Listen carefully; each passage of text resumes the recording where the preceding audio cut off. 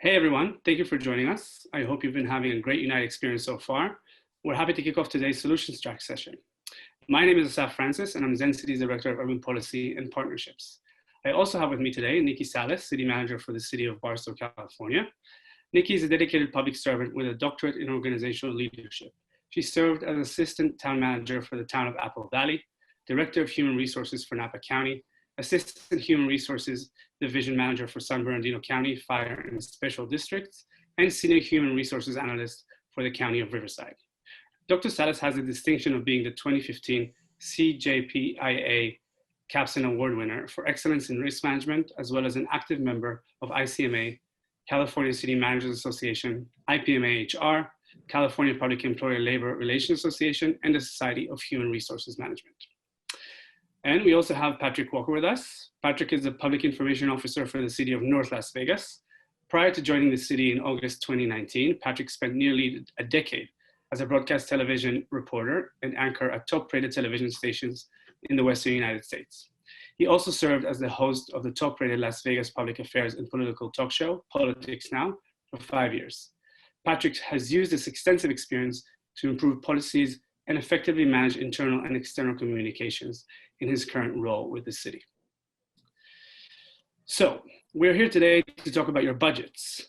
We know by now that nearly 9 in 10 US cities are experiencing budget shortfalls due to COVID-19.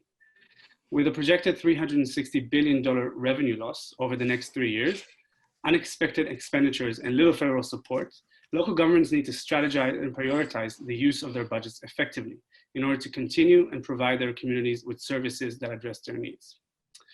As a result of that, and as we can see here, a couple of headlines that we picked up, local governments are also facing unavoidable tax hikes to help make up for lost income.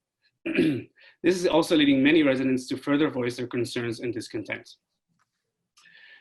And to top it all off, unlike ever before, recent protests across the nation have sparked resident interest in their city's budgets, particularly regarding police and public safety. This interest has resulted in local authorities considering a more transparent and accessible approach to their budget proposals, following examples like the one on the right here from the city of Philadelphia. During today's session, we're going to be discussing how residents' feedback and sentiment analysis can inform budget and funding decisions, as well as help you leverage your position with residents, your council, county, and state stakeholders on this matter. But first off, for those of you who don't know Zen City yet, we're a platform solution helping over 160 local governments, big, medium, small, better understand the residents, especially those who don't engage with you directly through your official channels of engagement. We enable cities to tap into the residents' needs and concerns around key city-related issues. So this could be public safety, sanitation, parks and rec, transportation, and more recently, masks, reopening, and everything COVID-19 related. Our AI-based technology automatically extracts and anonymizes millions of data points from organic resident engagement channels. These include social media, news media, and city hotlines, both city-owned channels and non-city-owned channels, and then analyze them according to different parameters, which I'll show in a second. So when it comes to tracking conversations around your budget, in this case, what we do is create what we call a project on your dashboard. In it, you can, as you can see here, you can slice and dice the discourse about budget according to different parameters. These include sentiment, location, volume, topics, and then see that over time. So you can compare last month's to this month's discourse, last year to this year. You can look over the past week, over the past month, and kind of play around with all these features. If you want to dive deeper into the conversations around budgets to understand what is driving those conversations, you can request an insight from us. Insights are something that is generated by a team of analysts, and I'm going to touch on a couple of relating to city budgets from the past couple of months to kind of show how this data could be helpful on a more broader scale. Okay, so the first example that I chose to show here is from the city in Connecticut, which the Finance Board promised not to raise taxes as the result of the pandemic. This required the city to decide which city services and departments will need to undergo significant cuts. After analyzing related resident online discussions, as you can see here on the right, the city found that there was greater dissatisfaction with some areas of proposed cuts over others. So what we can see here is that in response to the proposal of funding cuts to schools, negative sentiment was obviously on the rise. Similarly, when local leadership discussed cutting funds to the Youth Service Bureau, the proposition received a high share of negative sentiment. residents were expressing how huge of a loss this would be to the community. However, budgetary cuts on the local ice rink, for example, received the least amount of objection from residents. This indicates that recreational and seasonal services could be a good place to start cutting costs from your budget. In a different example, around proposed tax hikes in one of our Florida cities, media reports about the budget shortfalls and expected property tax raise led a lot of the residents to kind of voice their opinion in opposition online. Notably, the high negative sentiment was approximately, as you can see here, 10 times higher than the positive. Many of the critical comments around this expressed anger that taxes were raised while residents are struggling financially, or that residents have to pay higher taxes while receiving fewer services, particularly around schools. In addition, residents also demanded that city employees and politicians take a pay cut and that the city will be opened up quickly. By looking at the data in this case and understanding which sources generated the discourse, the city was able to funnel communication which clarifies the situation to where those conversations were actually taking place. As a final example, this example is from Scottsdale, Arizona. This time I can share the city's name because it's a case study. It's also available on our website. So in this case, since 2010, the city of Scottsdale, Arizona has seen more general bonds being rejected at the ballot than being approved. In 2019, some of the city's facilities and infrastructure had reached a critical point, including a couple of bridges that really needed to be replaced. And so in order to be better positioned for a substantial 2019 bond package, the city needed to provide residents with reliable information that will allow them to make an informed decision. In this case, our AI capabilities of volume, source, and sentiment analysis help the city detect channels and point of misinformation, incorrect rumors that were either based on assumptions, misunderstanding, or intentional misguidance driven by non-supporters. By understanding what drove the opposition, the whys behind the data, and what information residents were missing, the City of Scottsdale created an agile communication strategy, including a thorough online Q&A sheet. In it, they provided objective and comprehensive information, directly addressing concerns that were voiced by residents. Additionally, their messaging focused on leading topics of interest that came up from the Zen City data, some of which the city had not previously considered focusing on. These included a deeper dive into the transparency regarding the inner workings of city finances. As I mentioned, you can read the full case study on our website, and if you'd like to learn more about how Zencity can help you with your budget prioritization or with an upcoming bond election, feel free to stop by our booth or email us at contact@zencity.io.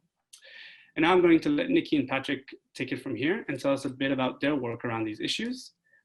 Nikki, we'll start with you. Great, thank you, Asaf. I appreciate the opportunity to speak to everyone today. Speaking about the city of Barstow, I'm going to give you Barstow at a glance.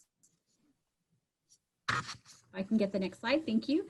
So the city of Barstow, we are located midway between Los Angeles and Las Vegas in the Mojave Desert on historic Route 66.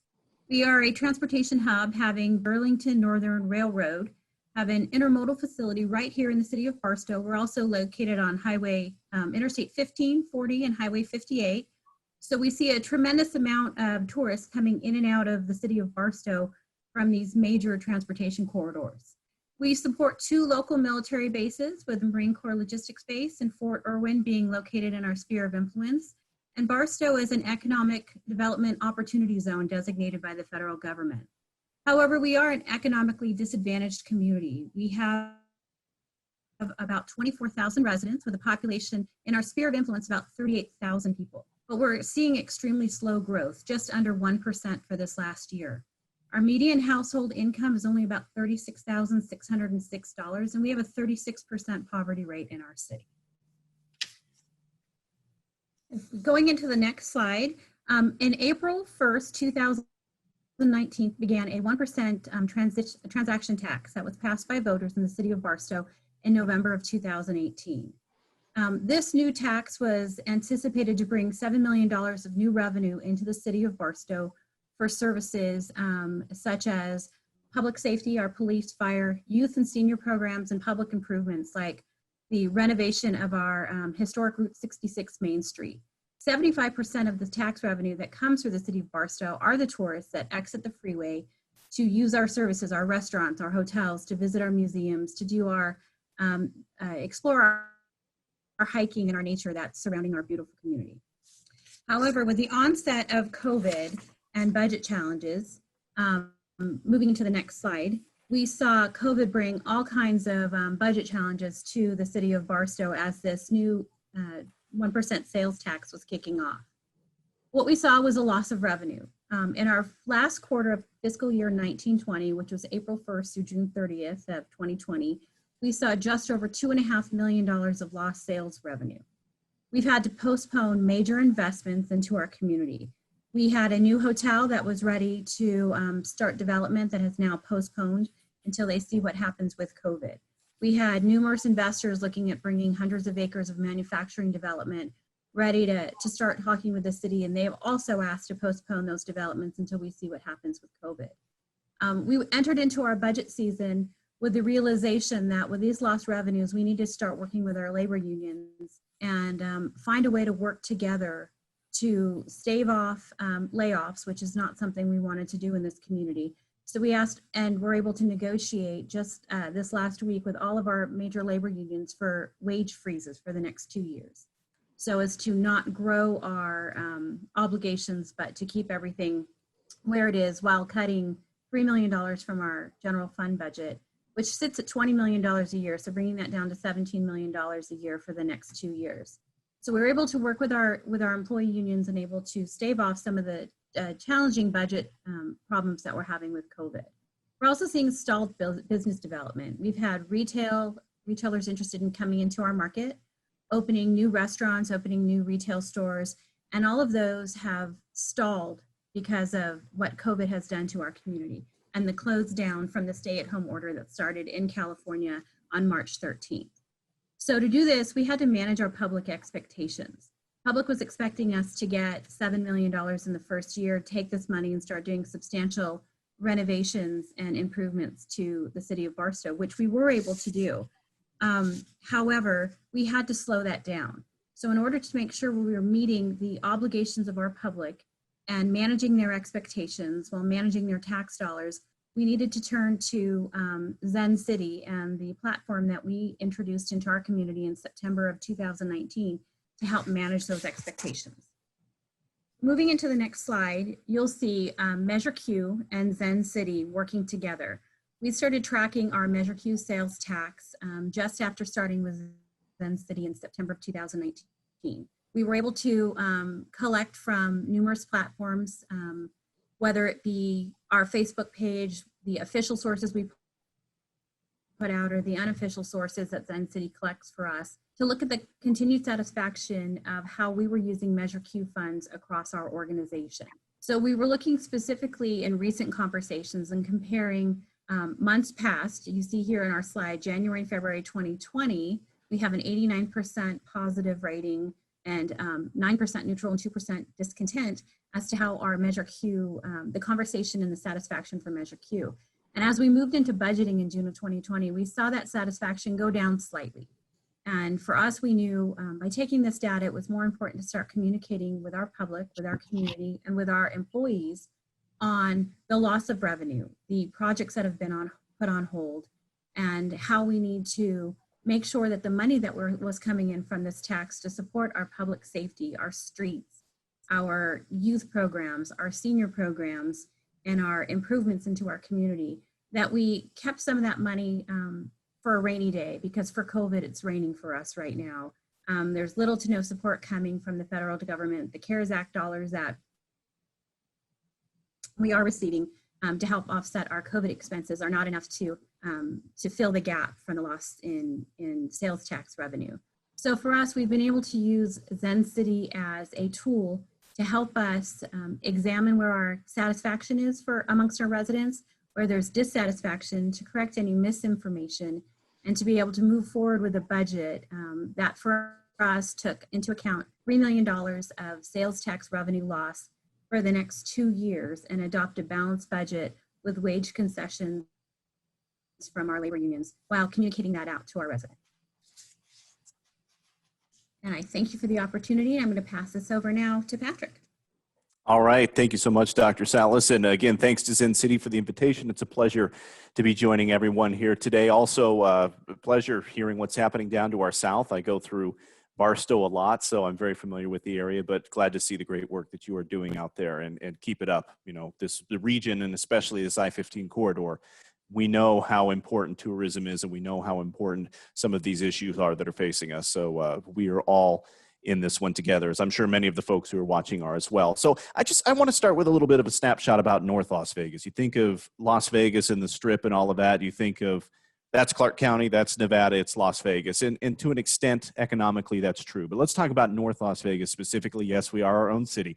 About 252,000 residents, 6,700 plus licensed businesses. We're very quickly growing, the second fastest in the state, a little over 16% in the last decade, if you look at the 2010 census numbers to the latest 2019 census estimates. But the rest of this, maybe the Chamber of Commerce isn't going to be so happy. We have to point out some of the negatives to get to the understanding of really some of the issues that we're dealing with here in the city, especially when it comes to the budget and the help that we get, from the federal government, the state, and trying to work together. So we are the largest majority city in Nevada by far. We're 41% Hispanic Latino, 21% African American. So that's 62% when you put the two together. Add in AAPI, we're up near 70%. You look at our education, the lowest number of high school graduates in the region at just over 80%, almost 81%, and then just shy of 17% hold bachelor degrees. So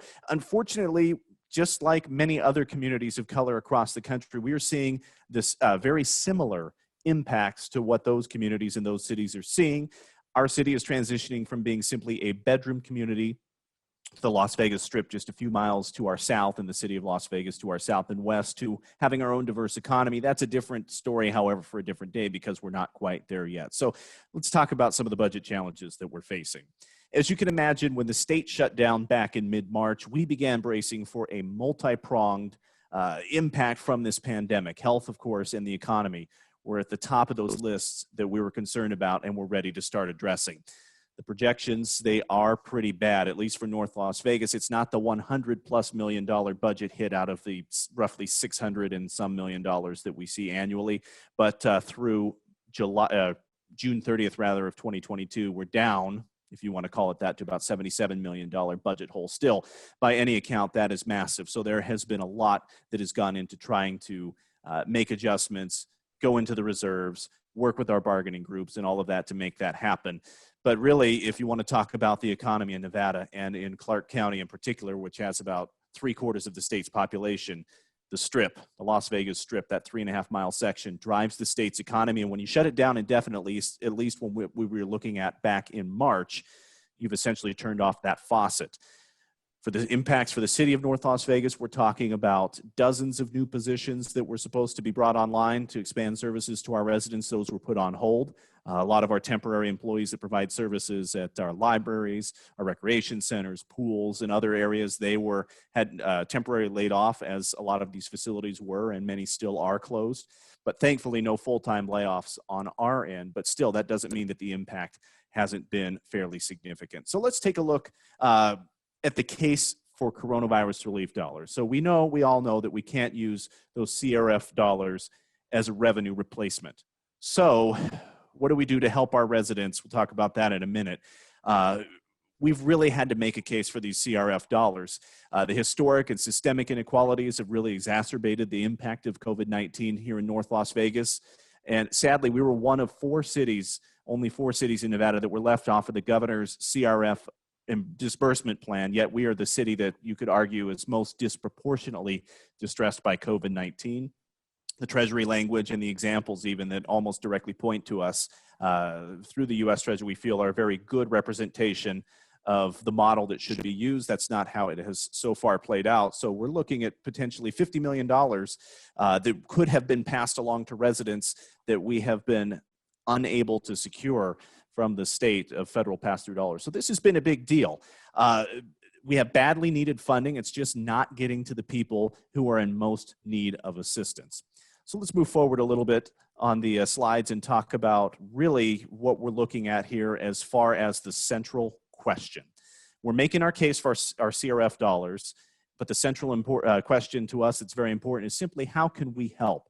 how could we help our residents? And this is something where, and I neglected to mention it on the last page, our residents through one of the projects that insight projects that we had commissioned with Zen City, were showing us by better than a 2-to-1 margin that yes, hey, we need that assistance. We need the help.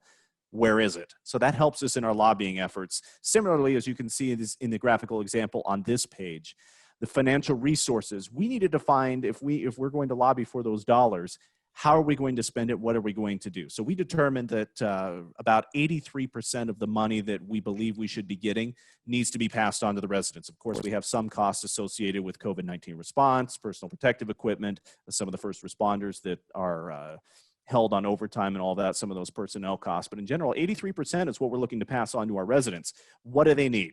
So through another insight with Zen City, we found out that unemployment and job assistance, which has been a problem here in Nevada, it's been very well documented, just trying to get folks paid their unemployment benefits and whatnot. That has been an issue, but job assistance is big. Rental assistance is big. Food assistance, a number of other programs as well. So guess what?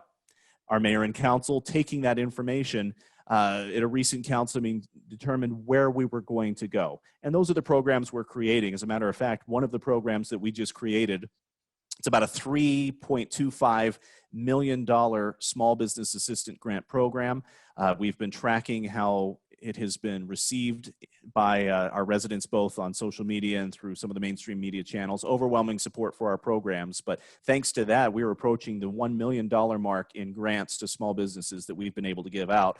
And we still have a lot more that we are looking to give out, because we recognize that while there are a lot of areas that need to be helped. Of course, we would like the revenue now, but if we can keep our businesses and our residents afloat, especially with being able to pay their rent and their utility bills, and then that tax base that we need from our businesses, that just helps us in the long run. You kind of keep that golden goose going. So that has been a very big deal for us, and something that the mayor and council have focused on very, very closely as we try to help our residents and our businesses here. It's about 250,000 people that we consider our bosses, obviously, as we work for the public.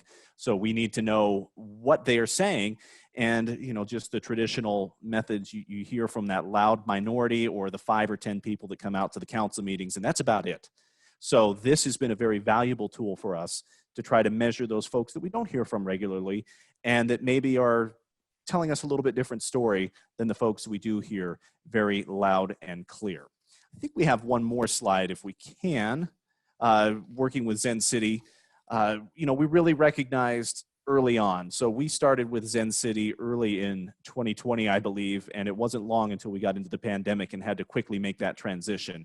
But we recognized that Zen City would be a really valuable tool in our lobbying efforts. A lot of the work that we're doing, of course, in the communications division is monitoring the daily discourse and using insights to evaluate our messaging strategy. We can course correct if needed.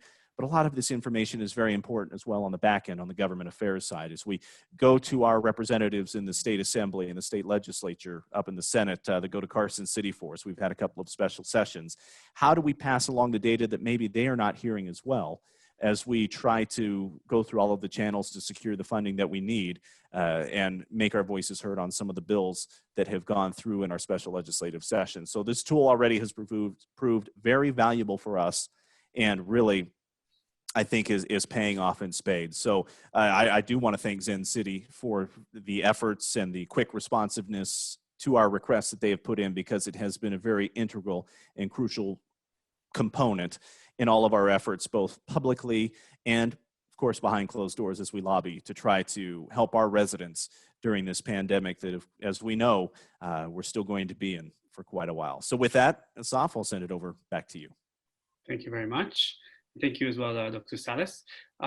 Just before we end, I want to kind of ask both of you a quick question in terms of your prediction. So we were discussing budget, we're discussing funding and resident discourse around these issues.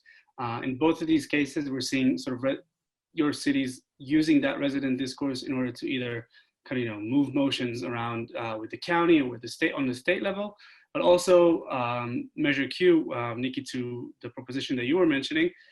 I was also checking out your dashboard earlier. It's mostly positive, right? Residents are really satisfied with what's been going on now.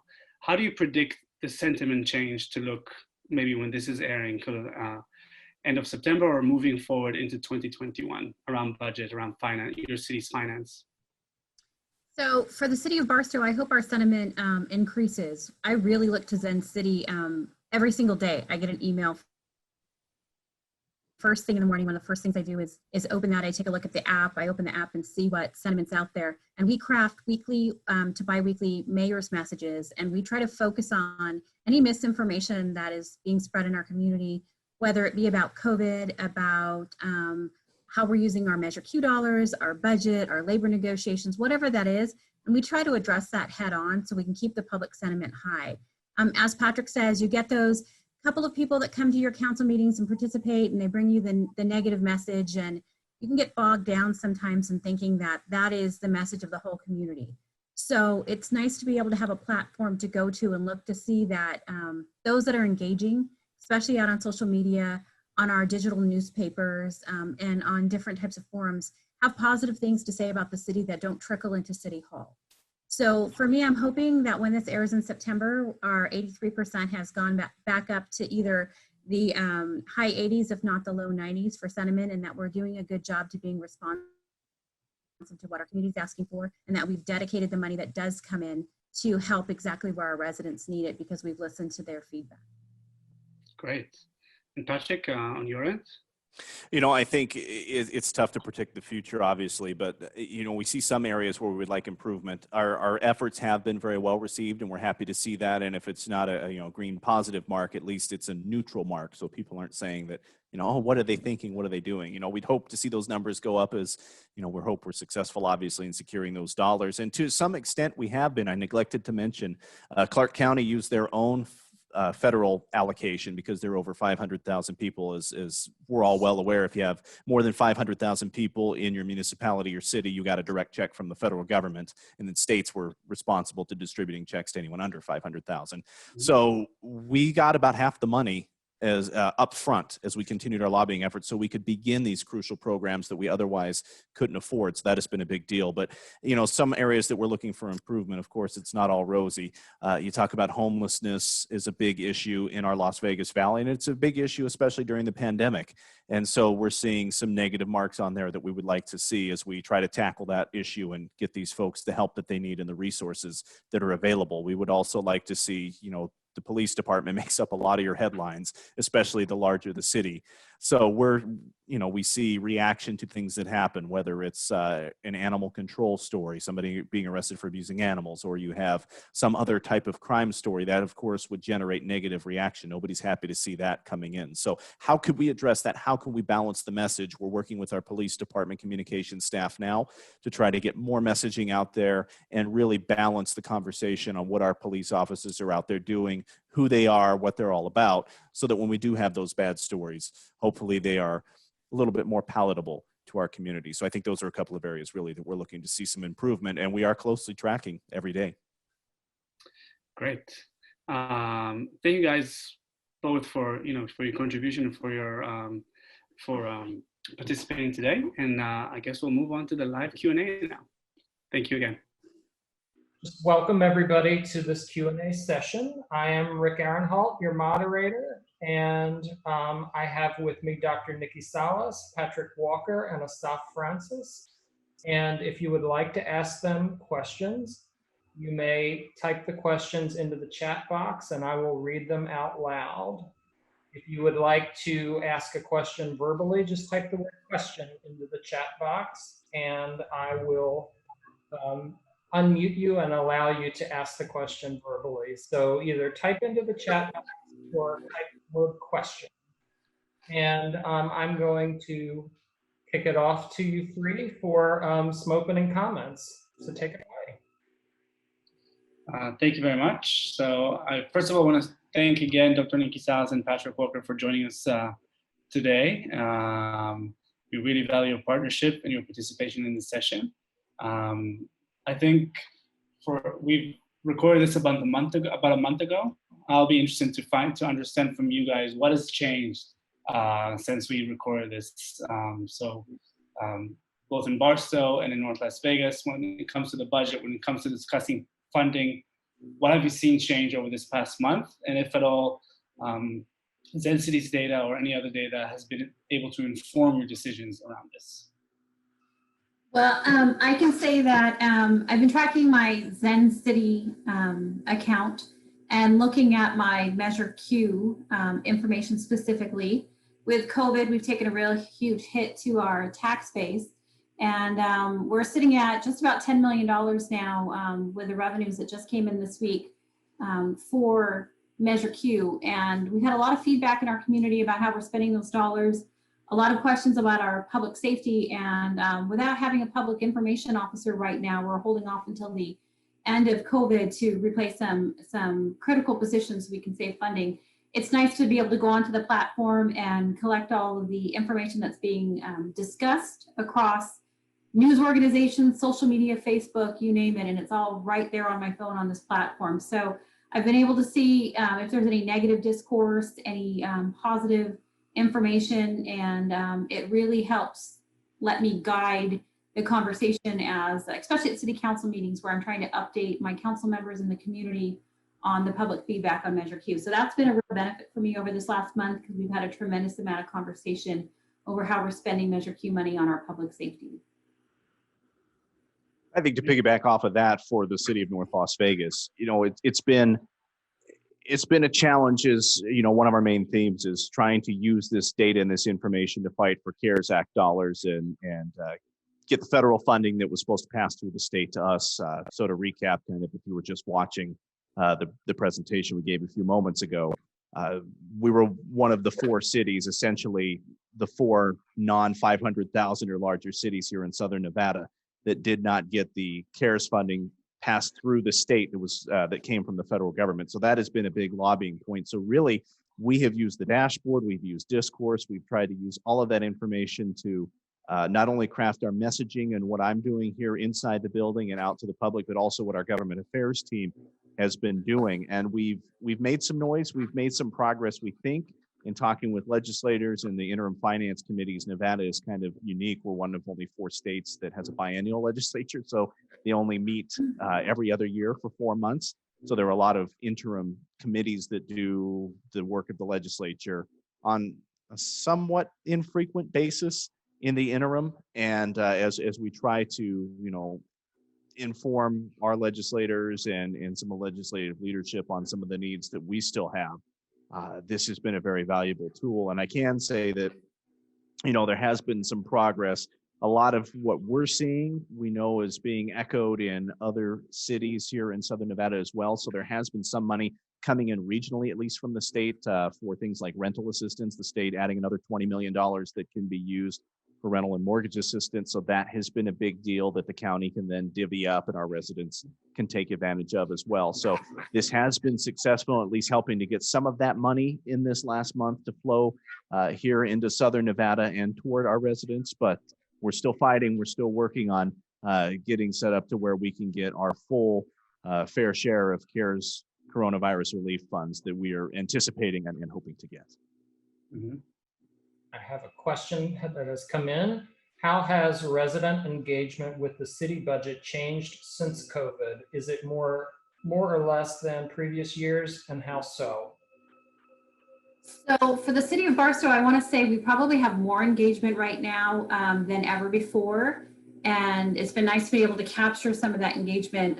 I do think some of it's probably tied to the fact that we're in an election year right now.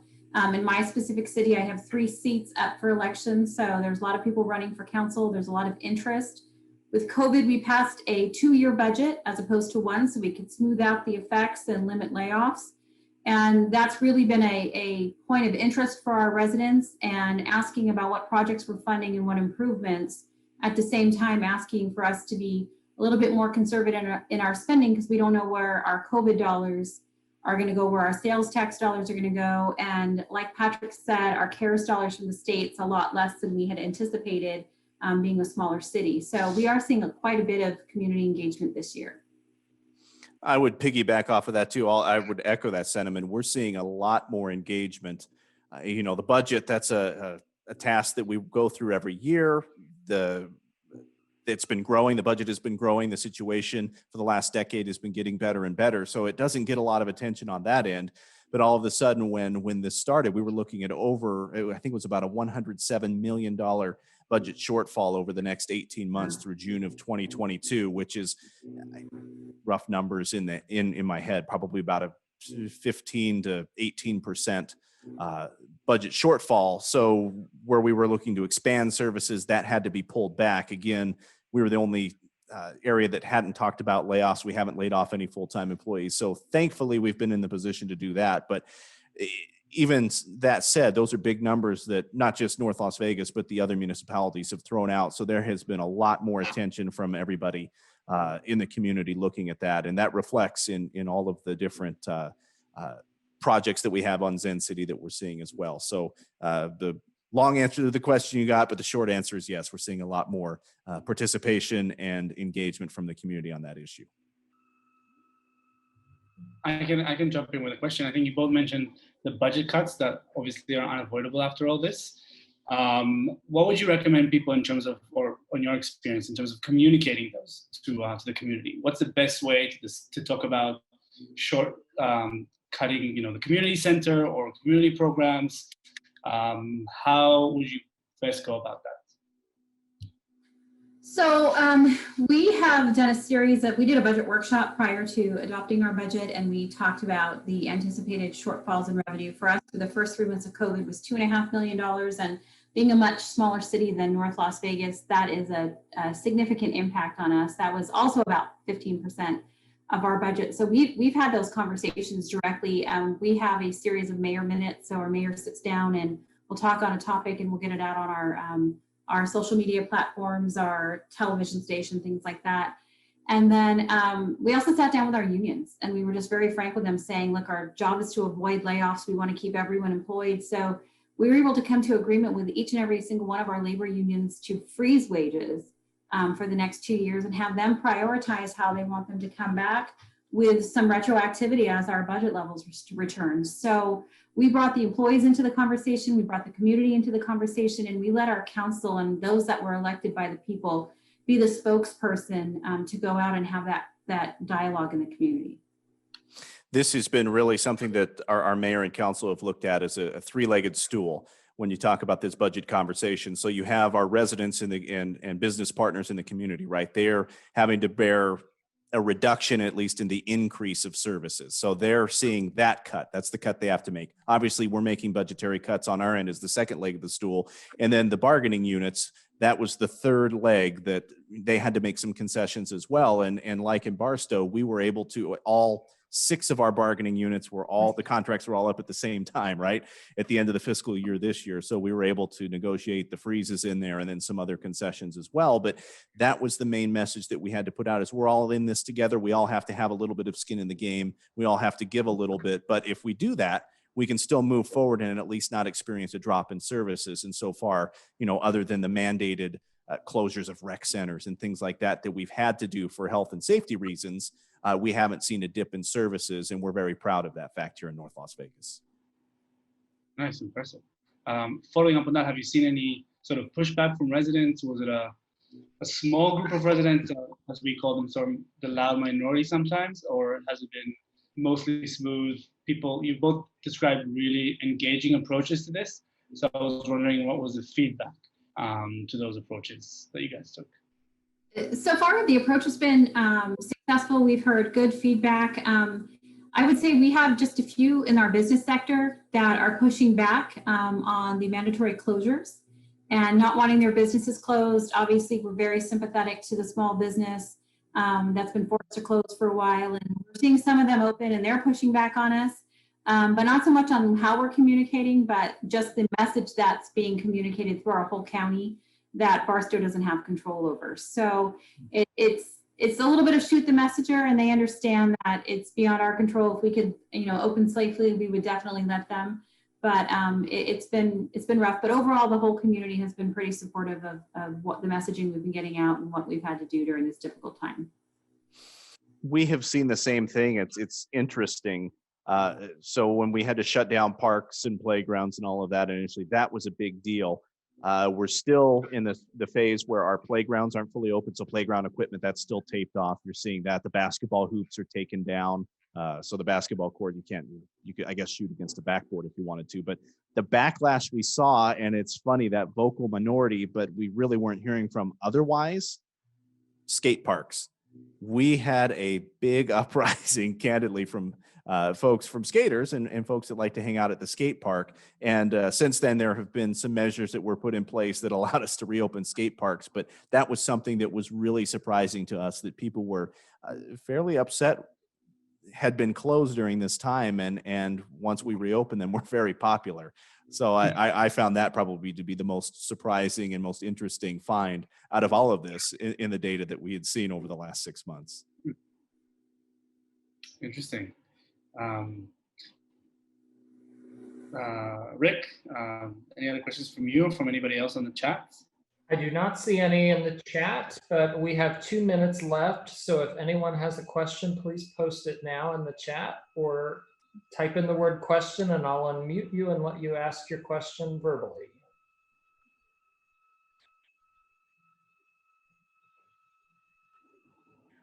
And I'll just turn it back over to you all for some closing comments while I'm looking to see if any questions come in. So I have one final question. I think both Nikki and Patrick have discussed using Zencity data in order to either inform council in the case of Barstow, and in the case of North Las Vegas to kind of bring it up the levels to the county and upper levels of government. I was wondering, how was that data received? I mean, how is council looking at this data? How is the county looking at this type of data? And if you like that. My council loves it. They love when I share the insight reports that you guys send over. It really gives them a streamlined approach to information going on in the community and a very easy to read report. I may also share with them specifics that come up on the dashboard. It saves a tremendous amount of time, and it has really helped me as a pocket tool to communicate with my council, get feedback to them, and then really direct our messaging out to our community. If we see that there's a hot issue, we're going to message on that and get that out, and then use Zen City to evaluate how we're getting it back. So they've been really excited. We renewed for the next year, which was really exciting for me because they saw the value in that. The insight feeds we've been receiving have been very well received by mayor and council, and I use that to brief the city manager as well, as he works with mayor and council and kind of keeps them up to date on some of the issues. We're really lucky here in North Las Vegas that the council is so engaged with the community and with their constituents that they want that information. They really feed off of that. So just having this as another tool to get them some very direct feedback and very specific feedback, it has been fantastic. And we have some hot button issues, I think, that will be coming up. We've had the Planning Commission, as we wrap this up, I know we're short on time, but the Planning Commission has seen a short-term rental ordinance that we'll be looking at. That's a hot button issue that we know that council will be very interested in hearing from what folks have to say. And as long as we're still in a virtual environment for our city council meetings, we may not see or hear from as many people as who might come to line up and testify. So this will be another way that we can capture some of that information. So we really appreciate all the work that Zen City does helping us put these insight feeds together, and all of the data that we've been able to collect. It's proven to be a very valuable tool so far in our partnership. Thanks so much. I'm really happy to hear. And I think we're just 1 minute over time. So I want to thank you guys again for joining us today. And again, thank you for the partnership over the year and in the years to come. And I wish everybody a great ICMA. Thank you. Thank you very much. And check out the next sessions at the top of the hour and walk around the virtual exhibit hall if you have time. Thanks, everyone. Thank you. Great, thank you. Bye-bye. Bye, Patrick. Bye, Nikki. Thank you very much. Hey, thank you so much.